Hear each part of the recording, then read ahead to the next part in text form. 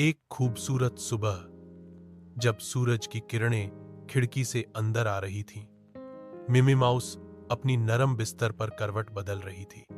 उसने जमाई ली और अपने छोटे से कमरे की तरफ देखा, जो एक पुरानी किताबों की अलमारी के पीछे छिपा हुआ था। यह उसकी गुप्त दुनिया थी। आज का दिन बहुत खास है, मिमी ने खुद से कहा। सबसे पहले वह अपने छोटे से किचन में गई, जहां उसने नटी गिलहरी के लिए मूंगफली का मक्खन बनाया। नटी उसकी सबसे अक्समे आकर वह एक दोस्त थी जो हर दोपहर को मिलने आती थी।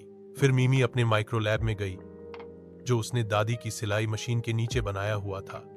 वहां वह एक खास उपकरण बना रही थी, पत्तों की आवाज सुनने वाली मशीन, ताकि वो दरख्तों के राज सुन सके।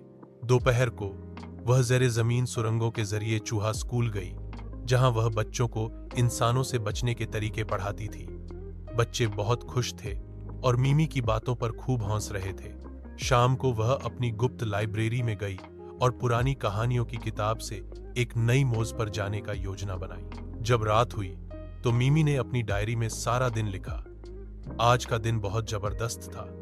मेरी दुनिया छोटी है, लेकिन न के ख्याल बड़े हैं। फिर वह मुस्कुराकर सो गई और उसकी गुप्त दुनिया एक और दिन के लिए तैयार हो गई। कहानी का संदेश: हर छोटी दुनिया में एक बड़ी कहानी छिपी होती है, बस देखने वाली आंख होनी चाहिए।